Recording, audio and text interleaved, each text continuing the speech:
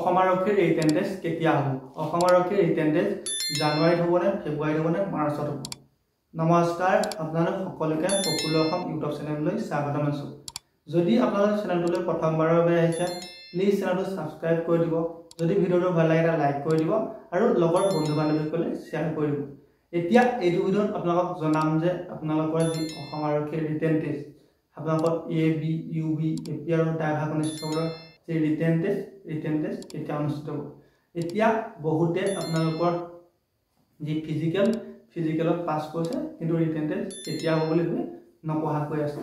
এতিয়া আপোনালোকৰ ৰিটেন টেষ্টটো যেতিয়াই নহওক, ৰিটেন টেষ্টটো আপোনালোকৰ যি মাহতে নহওক, আপোনালোকৰ জানুৱাৰী হওক বা ফেব্ৰুৱাৰী হওক বা মাৰ্চত হওক, সেইটো আপোনালোকৰ বেছি গুৰুত্ব দিবলগীয়া কথা নহয়। কাৰণ আপোনালোকৰ ৰিটেন টেষ্টটো যদি জানুৱাৰীত হয় আপুনি কিমান পঢ়িছে, বা আপুনি যদি ৰিটেন টেষ্টটো ফেব্ৰুৱাৰীত পাতি দিয়ে আপুনি কিমান পঢ়িছে, আপুনি নিজকে কিমান প্ৰস্তুত কৰিছে, সেইটোহে আপোনাৰ বেছি গুৰুত্বপূৰ্ণ বিষয়। আপোনালোকৰ ৰিটেন টেষ্টটো জানুৱাৰীত বা ফেব্ৰুৱাৰীত হয়তো আপোনাৰ বাবে গুৰুত্বপূৰ্ণ বিষয় নহয়। কাৰণ আপোনালোকৰ ৰিটেন টেষ্টটো যদি জানুৱাৰীত হয় বা ফেব্ৰুৱাৰীতো হয়, তেতিয়া আপোনালোকৰ যি এপইণ্টমেণ্ট 10 মে'ৰ দিনাহে দিব। গতিকে আপোনালোকৰ অসমৰ মাননীয় মুখ্যমন্ত্ৰী ডক্টৰ হিমন্ত বিশ্ব শৰ্মা ছাৰে কৈ থৈছে আপোনালোকৰ যি এপইণ্টমেণ্ট লেটাৰ 10 মে'ৰ দিনাখন পাই যাব। গতিকে আপুনি জানুৱাৰীত হওক বা ফেব্ৰুৱাৰীত হওক, সেইটো ইমান মাথা মাৰি থাকিবলগীয়া বিষয় নহয়। আপুনি জানুৱাৰীত হ'লে আপুনি নিজক কিমান প্ৰস্তুত কৰিছে, ফেব্ৰুৱাৰীত হ'লে আপুনি নিজক কিমান প্ৰস্তুত কৰিছে, আপোনাৰ সেইটোহে মেইন পইণ্ট। সেইবাবে আপুনি ভালদৰে পঢ়া শুনা কৰি থাকক। এতিয়া আপোনালোকৰ যি এপইণ্টমেণ্ট 10 মে'ৰ দিনাখন দিব, সেইটো সকলোৱে গম পায়। কিন্তু ৰিটেন টেষ্টৰ ডেটটো গম নাপায়। সেইবাবে বহুত কেণ্ডিডেট নপঢ়াকৈ আছে আৰু বহুতে অলপ পঢ়ি আছে আৰু বহুতে ভালদৰে পঢ়িছে। যিসকল টেঙৰ সেইসকলে ভালদৰে পঢ়া শুনা কৰি আছে। কাৰণ আপোনালোকে 3 বছৰ, 4 বছৰ, 5 বছৰ, কিছুমানে 6 বছৰ কষ্ট কৰি আপোনালোকে এটা ভাল মাৰ্ক ফিজিকেলত উঠাই লৈছে আৰু ৰিটেন টেষ্ট দিবলৈ পাব। বহুতো কেণ্ডিডেট এনেকুৱা আছে যে তেওঁ 5 বাৰ 6 বাৰ আপোনালোকৰ ইণ্টাৰভিউ দিছে, ইণ্টাৰভিউত পাছ কৰিছে, কাট অফ মাৰ্ক মিলা নাই, তেওঁ ৰিটেন টেষ্ট আজিলৈকে দিবলৈ পোৱা নাই। এইবাৰ তেওঁ এটা ভাল মাৰ্ক লাভ কৰিছে, সেইবাবে তেওঁ ভাবি আছে যে এইবাৰ এটা চাকৰি লৈ ল'ম। সেইবাবে তেওঁলোকে ভালদৰে পঢ়া শুনা কৰি আছে। আৰু বহুতে এইটো ভাবি আছে যে যেতিয়া কাট অফ লিষ্ট মাৰিব, কাট অফ লিষ্ট মাৰিলে মই পঢ়িম। এতিয়া যিসকল ল'ৰাই 30 বা 31 পাইছে তেওঁলোকে নপঢ়াকৈ আছে, তেওঁলোকে ৰিটেন টেষ্ট দিবলৈ নাপাব লাগিব। সেইটো তেওঁলোকে ভুল কৰিছে। কাৰণ আপোনালোকৰ কাট অফ মাৰ্ক কিমান যাব সেইটোতো এতিয়া আপোনাক কোনেও কৈ দিব নোৱাৰে। আপোনালোকৰ কোনোবা এখন ডিষ্ট্ৰিক্টত কিমানটা জেনেৰেল ল'ৰাই বা কিমানটা আপোনালোকৰ OBC ল'ৰাই, কিমানটা SC ল'ৰাই, কিমানটা ST ল'ৰাই পাছ কৰিলে সেই ডাটাটো আপোনাক আজিলৈকে কোনেও দিব পৰা নাই। আপোনালোকক সেই ডাটাটো লিক হ'বলৈ দিয়া নাই। সেইবাবে আপোনালোকৰ কাট অফ মাৰ্ক কিমান যাব সেইটো আজিলৈকে কোনেও আপোনালোকৰ বিতংভাৱে ক'ব পৰা নাই। এনেই আনুমানিক কাট অফ দি আছে, কিন্তু আপোনালোকৰ যিটো আপোনালোকৰ মেইন কাট অফ হ'ব সেই কাট অফ মাৰ্কটো কোনেও দিয়া নাই। কাৰণ সেইটো অসম আৰক্ষীৰ পৰা লিক হ'বলৈ দিয়া নাই। আপোনালোকৰ কোনোবা এটা ডেটত কোনোবা এজন ল'ৰাই হাইষ্ট নম্বৰ পোৱা দেখি আপোনালোকৰ ভিডিঅ' বনাই দিছে যে এইবাৰ কাট অফ মাৰ্ক গুচি যাব। কিন্তু আচলতে সেইটো নহয়। আপোনালোকৰ কাট অফ মাৰ্কটো কেতিয়াও হাই ইমান নাযায়। কাৰণ এটা বা দুটা ল'ৰাই আপোনালোকৰ হাইষ্ট মাৰ্ক পাইছে আৰু বহুত ল'ৰাই ফেইল কৰিছে, বহুতে ইণ্টাৰভিউ দিয়া নাই আৰু বহুতে এটা কম নম্বৰ লৈ আহি ঘৰত পঢ়ি আছে। সেইবাবে আপুনি যদি 28 বা 29 নম্বৰ পাইছে, সেইটো ইমান কম নম্বৰ নহয়।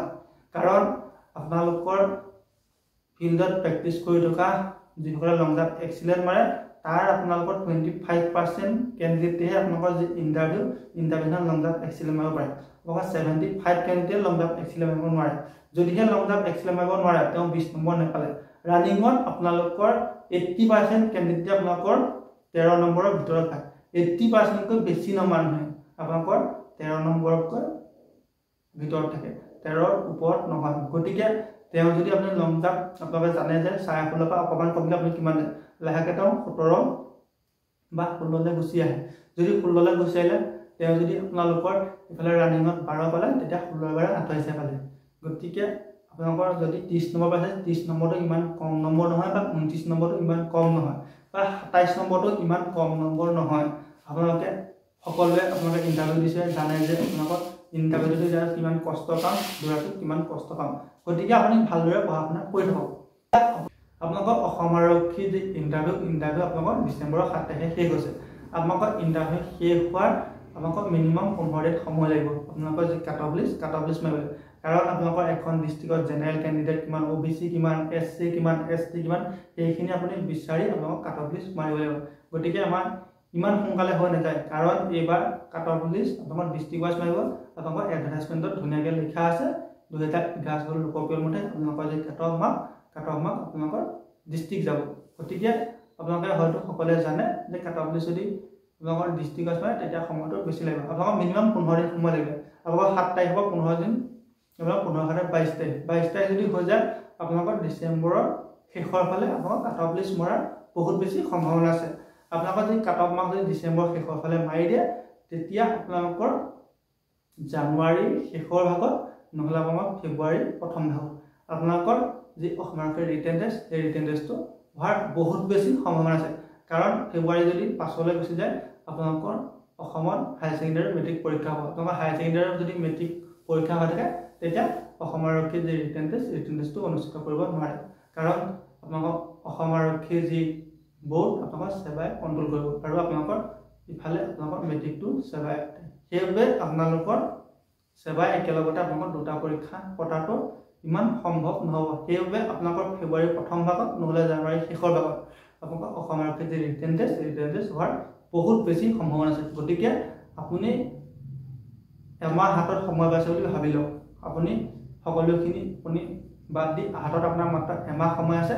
আপুনি এমাহ সময় হাতলৈ ভালদৰে পঢ়া শুনা কৰি থাকক ৰিটেন টেষ্টৰ।